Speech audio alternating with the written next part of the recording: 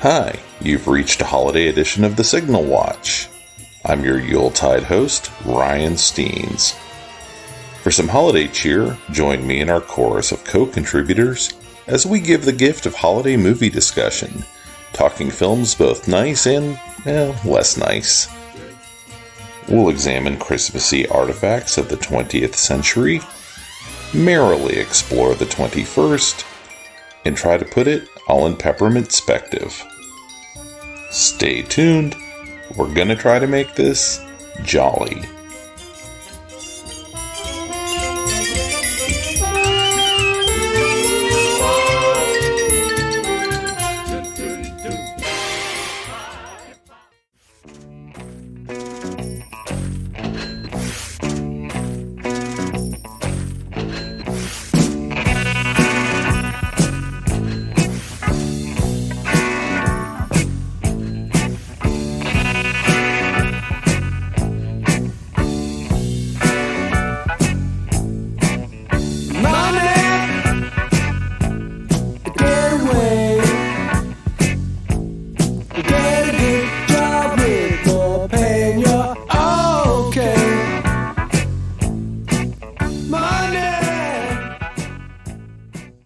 Happy holidays and welcome back to the Signal Watch. As always, I'm your host, Ryan Steens, and with me today is Jamie Steens. And we are talking about a film you probably haven't seen, so I hope you actually listen to this podcast. We're talking about 1961's Cash on Demand. It's a out of Hammer Studios, who you mostly probably think of as being, horror films with, Christopher Lee and Peter Cushing and lots of women showing lots of cleavage.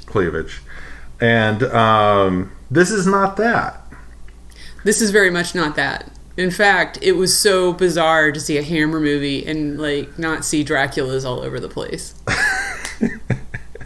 I like the notion of a movie with too many Draculas. Oh, that's an idea. Too many Draculas. Oh, we gotta get to the screenplay 2000 immediately. Yes. But yeah, it's not too many Draculas. It's a heist film. It's actually the second heist film that we're doing this Christmas. Well, you know what's funny is third heist film, because it takes place at Christmas, but is involved in a thievery plot. My mind in the middle of the movie was like, oh god, it's Die Hard. It's a Die Hard with way less action. In only 3 rooms. Yeah, so what it is, if you've not seen Cash on Demand, is it's a relatively brief movie, I think. It's based on a play. And it's all takes place within a bank, practically in real time. Yeah. And because it's based on a play. And essentially what the plot is Peter Cushing and Andre Morel are the stars. Peter Cushing plays the bank manager. It's part of a chain of banks in outside of London. They're in the southwest of England somewhere. And I don't know what that means, because they're not in Wales. And I don't know. England's so weird. When people say it's the southwest of England, it's does that mean it's 5 miles from London? Yeah. Or does it mean... I don't know. We'll have to ask Simon. Yeah. But anyway, Peter Cushing is a real pill. It's got to stick up his ass. For the first 10 minutes. Well, I think I would argue that, but yeah. Richard Vernon plays Pearson, his kind of number 2, one of his number 2s at the bank, and he's basically ready to fire Pearson. He's ready to fire Richard Vernon, and just every little thing, whether it's actually a problem or not, is something he's kind of taking umbrage with. Yeah. He I can't tell, because you don't get enough of a picture, if this is just how he is or if he's just this way about Pearson. He was being a jerk to everyone. Oh, I think he's being a jerk to everyone, but like, is he like, he's playing with the nib of a pen. Yeah. And he's like, well, this is your fault. And he's like, well, the pen writes fine. I kind of don't know what you're talking about. And then there's a whole thing about 10 pounds was missing. It was recovered. So when he signed for the end of the day, he said, yeah, everything was fine because the 10 pounds was found, but it just wasn't notated that, what had occurred. And he's basically ready to put Pearson on the street because of this. And then Colonel Gore Hepburn shows up, played by Andre Morel. Yeah. Am I supposed to take over now? Yeah, please do. Oh no, I thought you were going to do the whole plot. Is this good enough to start? Sure. Okay.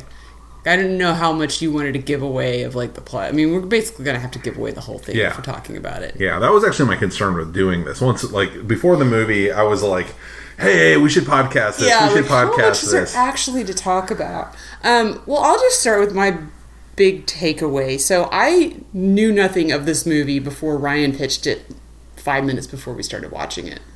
And he was like, we might podcast it, I don't know. And we didn't even decide to podcast it until tonight when I was like, hey, can we talk about the movie yet? Because we have this thing where we don't talk about the movie after we watch it if we're going to podcast it. Because I didn't really think I had anything to say about it. Mm-hmm. And then I just started word vomiting at you. And you're like, are you sure you don't want to podcast this? So let me try to remember what I said to him. So, okay. Peter Cushing does such a good job in this that I think I had a different reaction to it than what I was supposed to, maybe. His character is just, such a real jerk in the beginning that I think you're maybe supposed to think that, not that he had this coming to him, but it's supposed to maybe lessen your feeling towards what's happening. I mean, and not have such a violent reaction. But because he is such a good actor, that didn't happen for me. And I was completely stressed out and worried for him the entire movie, just based on the emotions he was giving off. Mm-hmm. Like, what's his name? Gore. Shall we call him Colonel? The Colonel. The Colonel. Let's just call him the Colonel. He gets him, he hooks him in by saying, I can't remember if he calls his wife or if his wife calls him. So he enters under false pretenses, right? Saying that he is a member of their security, basically. Like he does the insurance for the bank, so he's here to check the security to see everything. Right. So right. He even gives him crap for who's Pearson. Crap for showing him it right directly in to see the boss. It's like, I could be anyone. I could be a robber. Which is part of it. He's falsely giving him confidence that, he's actually checking out the security. Anyway, he gets him on the phone with his wife and their child. And it sounds like they're in extreme distress. I mean, the little boy is, I think, the one that calls. I can't remember. You hear the son's voice. Yeah, he's like, mommy, mommy. And then, the mom is sounding distressed also. Mm. And then Gore hangs up on him, on them, and says, 3 of my guys are at your house right now, and we have electrodes on your wife's head. Mm. And once we're done with her, she will either be a vegetable or she'll be dead. If you don't do what I say. And Peter Cushing is just staring at him and absorbing this information, and the only reaction you see from him is behind his eyeglasses. His eyes are just getting slightly larger, just incrementally. And just that little movement is like, okay, you've got me hooked. I mean, I feel so, this is just such an awful, awful situation. And, that feeling doesn't let up for almost the whole movie. And again, it's not that long of a movie. Right. But, I mean, what he does with it, I was like, okay, you were a jerk 10 minutes ago, and now I completely feel for you. Yeah, it's the all of that. I think they're at about the 20-minute mark in the movie when that happens. Yeah. So you've had quite a bit of time for Peter Cushing to show his colors. This is who he is. He says repeatedly, like, I don't see my role as being a friend to my employees. Like, I don't go to the Christmas party. Yeah, he even frowns on them having a Christmas party. Yeah, he's like, all I'm here to do is run an efficient bank. He's kind of Scrooge. Funny you should say that. So, I watched this last year for the first time. It was a part of the programming for Turner Classic Movies has Noir Alley, which I kind of watch religiously. I probably watch 4/5 of the movies they show every year. And this is the Christmas offering. And I was like, a Hammer movie? Like, well, I love Cushing, so sure, whatever. I'm up for whatever. And before the movie started, Eddie Muller, who is the host, the Czar of Noir, said, this isn't exactly a noir movie, but it's a heist movie. We're in the same neighborhood, if not in Noir Alley, and he's like, but look at this as the Christmas Carol, That thought occurred to me more than once in this. Yeah, like this guy is his Marley. To some extent. He's his Marley and his whole host of ghosts. Yeah, all of them. Mm-hmm. Yeah, he's kind of getting, what have you, what's happened kind of in the past with this bank? What's going on with you and your family presently? He goes through the same range of emotions that Scrooge goes through. Yeah, and what's going to happen now? Mm-hmm. Because he leaves it so that he basically frames Cushing at the end of the movie. Right. And so there's this. That was the point where I was just like, "Oh, come on!" Like, I knew it wasn't going to end like that, but I was just like, "How much grief is this guy going to have to go through?" It was just awful. But the Colonel also lets him off at the end, he does get the I'm in love with life. Yeah. I love you, Pearson. Yeah. I love my employees. And I'll be back for the party. And the really sweet thing is, and you see some of this in Christmas Carol as well, is the loyalty of his staff. Yeah. Like, I didn't know what was going to happen when he went, because he has to bring them.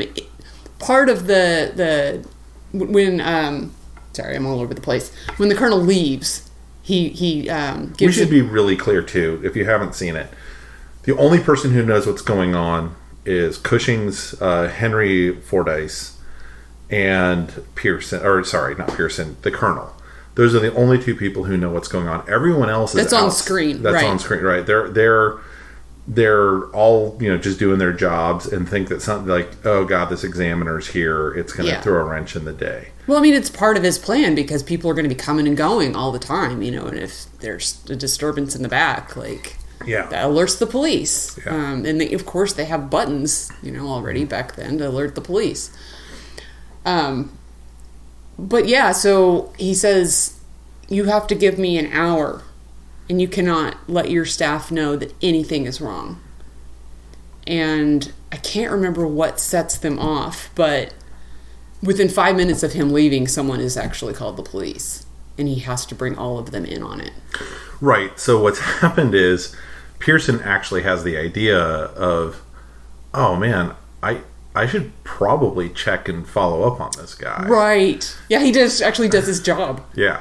He's very competent. Yeah. And I think actually one of the other guys asks if he's done it, and he's like, oh.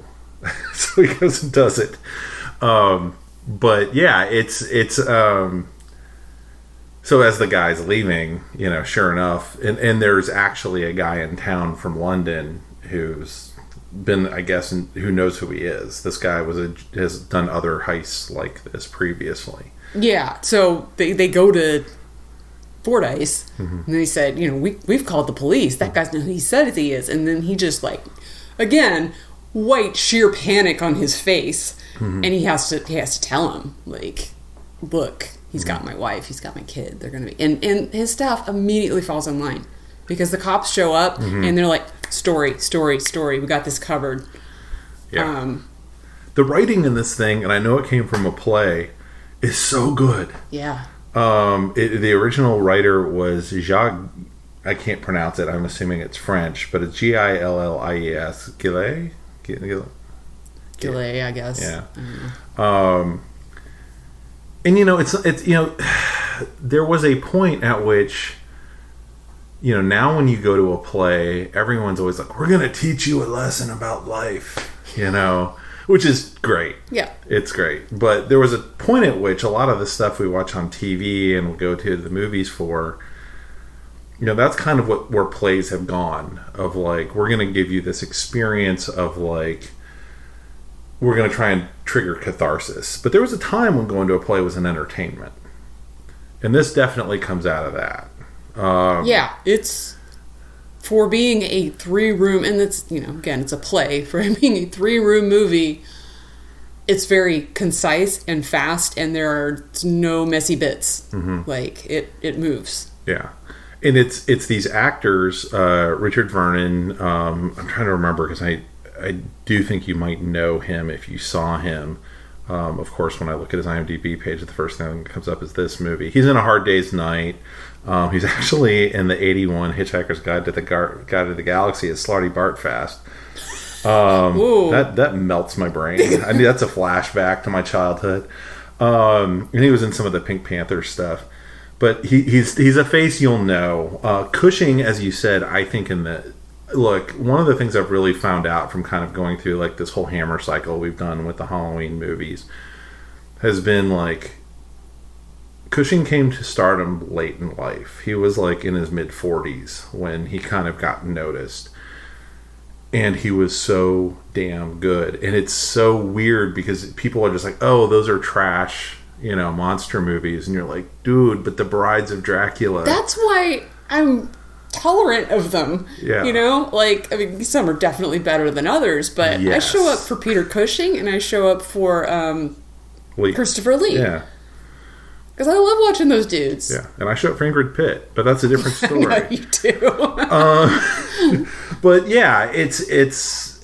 I just think it's such a cool, tight heist. Like, we watch a lot of heist stuff. Everybody does, and it's such an original story, and the way it just kind of like constantly is unpeeling what you think is happening right up till the last scene, the last seconds of the last scene. And I do wonder what people thought seeing it in 61 for the first time.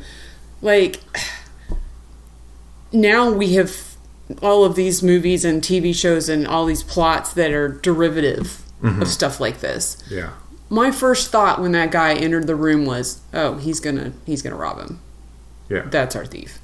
But I mean, maybe people were savvy enough back then to recognize the signs, but I don't know. It might. Well, yeah. I mean, I think if you always kind of know, like, I'm going to a heist movie, right? Right. But you also, that was it. Like, I didn't know how he was going to do it. Right. And that's the surprise in it. Yeah. Yeah. And it's total spoilers when you find out at the end that he's been faking that he has one other person on the outside who has a tape recorder, and that's it. That's the part that killed me, because that's the part that sets him up for the cops. Mm-hmm. Like, not only did he do that, and because the cops are already there. Mm-hmm. They've brought him back. They've already captured him. They brought him back in in handcuffs, and he's like, okay, this guy's going down with me. Yeah. At first, and he's like, okay, well, you say they have your wife, call her. And he does, and she's like, hey dear, what's up? No one's been here today. And he's just like, the look on his face is just like, oh, you bastard. Yeah. And then what else? Oh, he did when they were, because Peter Cushing's character is down in the cellar with him loading all of the suitcases that he's brought in with all the money. And in doing that, the colonel puts a stack of cash in his pocket. Mm-hmm. And so I don't remember what he's doing, but he's actually reaching to get it to mop his brow with his handkerchief. Right. And when he grabs the handkerchief, it pulls the stack of cash. Stack of cash comes flying out right in front of the cops. Uh-huh. And he's like, okay. Yeah, he's going downtown. Yeah. Fordyce, Peter Cushing. Yeah.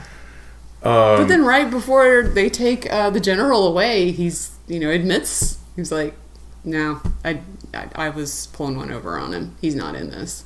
Yeah. And that's, I guess, his Christmas gift to him or whatever. But yeah, well, it's if you're going back to the Christmas Carol thing, it's the watching yourself about to get buried. Yeah, it's totally. you're going to the grave, Totally. and then it's like, actually no, but what did you learn from this? Yeah, and I got that same moment of. And when you're watching a Christmas Carol, you know what happens, everything's going to be fine. But in most of them, in really well done ones, you get really uncomfortable in that moment. Yeah. And this is the point where I got really uncomfortable. Like, I mean, yeah, I didn't It was funny. I didn't expect it to go that far. Right. Yeah. Yeah, it goes really, really far. I was like, he's got to get out of this somehow, but I didn't expect for it to go this way. Like, dude's about to get arrested. Oh yeah, he's gonna go to jail for the rest of his life. Because you have to understand, it's also 93,000 pounds. Yeah. In 1961, like I didn't do the calculation on it.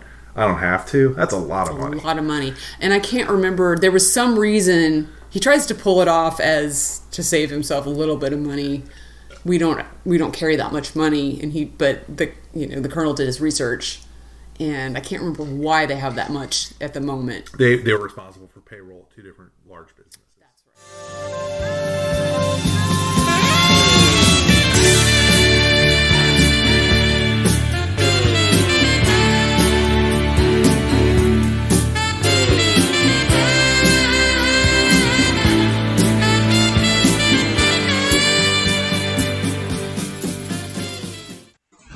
So, funny story.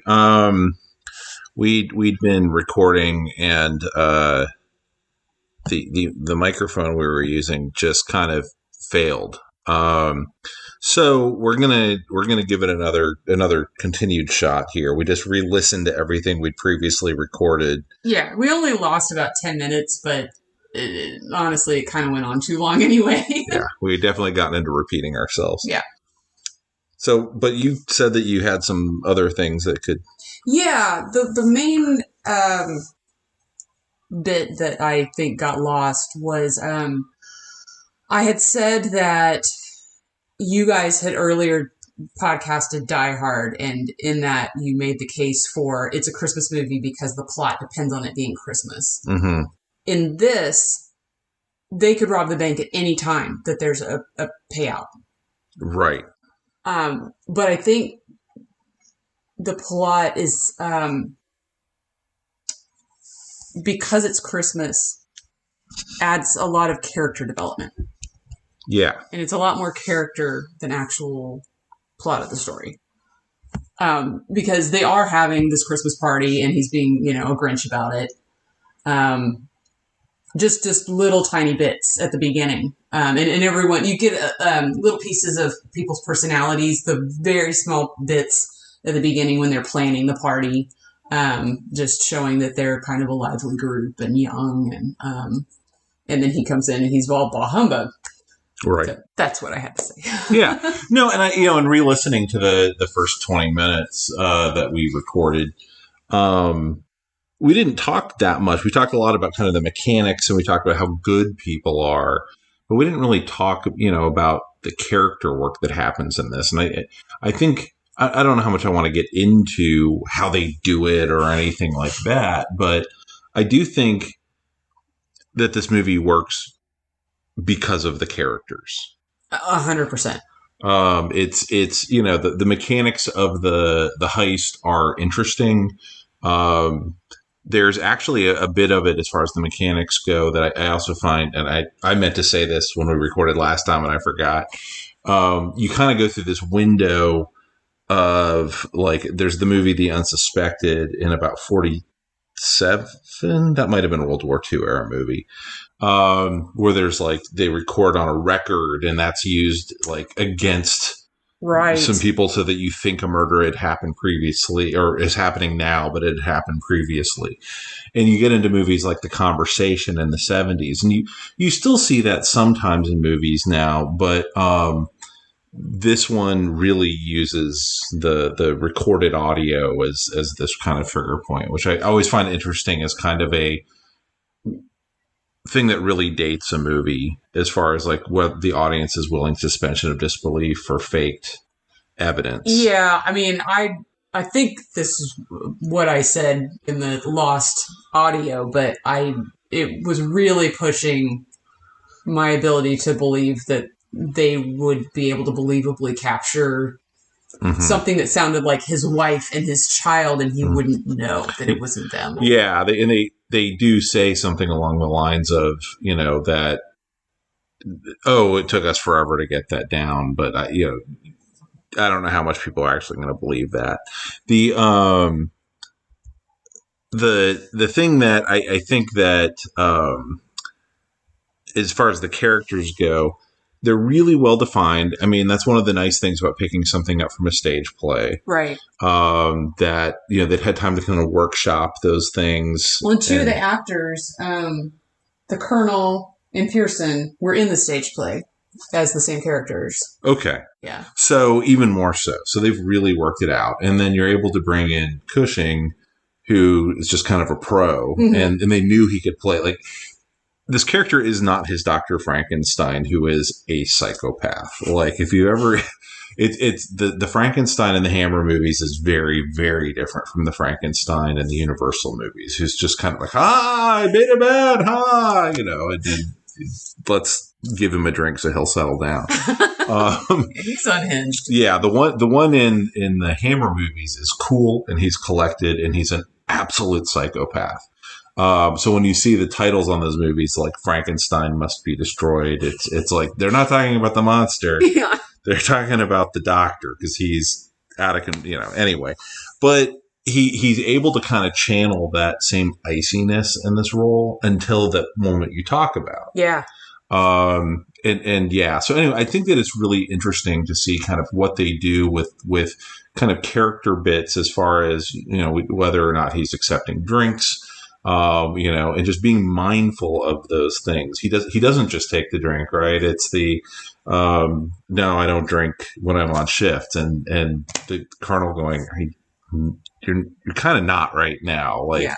So you're getting this idea of the Colonel actually having this bit of humanity at that point, which really does play out in the finale of the film. Yeah. And Andre Morel is, so as much as I hated him for being, like, he's just such a classy, crafty bastard. Yeah. He's so good. Yeah. Look, one funny little bit. So at the beginning of the movie, I had not picked up on Peter Cushing's character's name yet, Fordyce. Mm-hmm. I went the first half of the movie thinking he was calling him Four Eyes. Oh. And I was like, that's called for. He does take off the glasses and slap him around. He does. But yeah, I don't know if I have a ton else to add. I mean, I think we went on in the prior version that we lost the 10 minutes of. We're like, just watch this movie. Just watch this movie.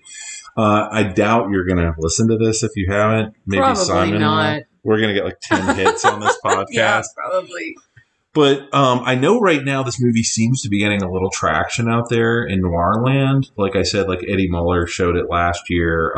They've been showing it, I guess, at Noir City. They have a thing that they do for Christmas in the Bay Area. They're showing it. They showed it there, and I believe it's being shown again in the Bay Area this Christmas. When that tends to happen within like noir circles, the movies start to get a little bit of attention. Sure. and get a little bit of traction. So, and I'm sure because whenever they do Noir Alley, it also plays twice. It'll play on Saturday night. It plays again on Sunday morning. And so there's a fairly substantial audience for those movies. So yeah, I mean, I think people have kind of seen it in the past few years, and I hope that it continues to get a bit of attention and. Gets people start to kind of slide it into their holiday viewing. There's been a few other movies that have are kind of noirish that are out there for Christmas, and I've heard in the past, there's not that many of them, but I think they've been working at TCM to kind of uncover some of those, so they have something alternative to show other than, kind of, because I don't think they have the rights to a lot of things that they probably like to show anymore. Like they don't really show It's a Wonderful Life. It Happened on Fifth Avenue is now on HBO Max, which we also watched and could have podcasted that. I'd highly recommend That's that. a delight. Yeah.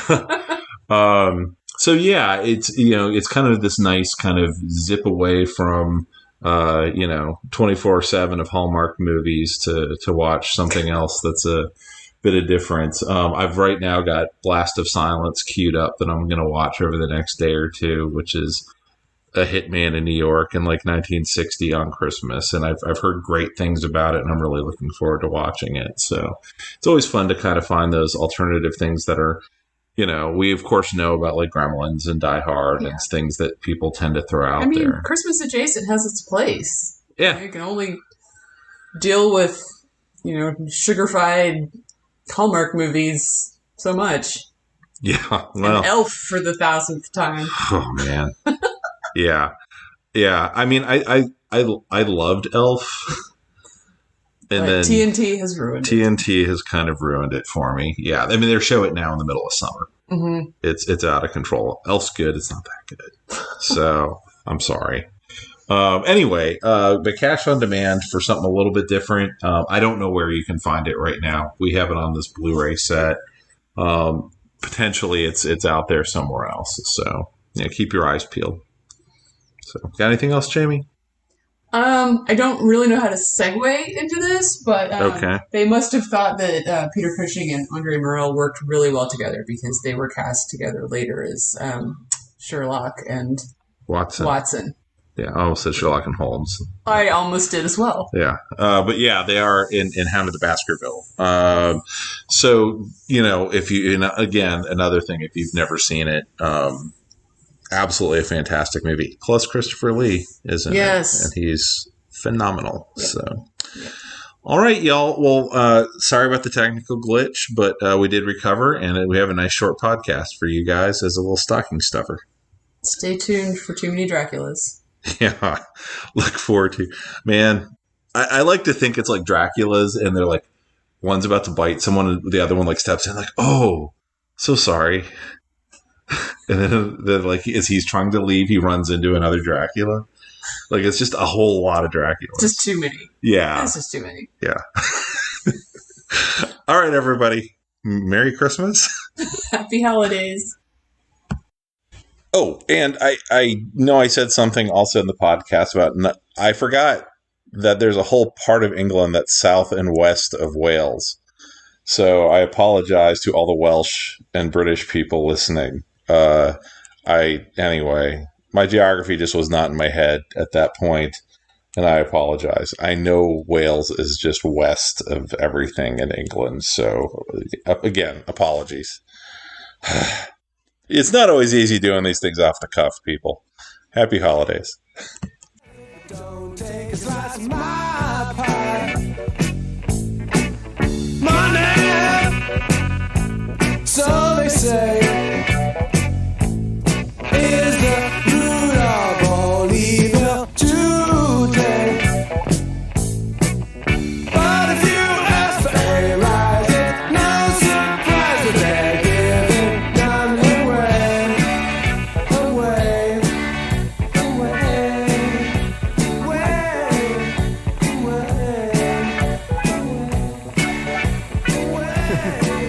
I was in the right. Yes, absolutely right. I certainly was in the right.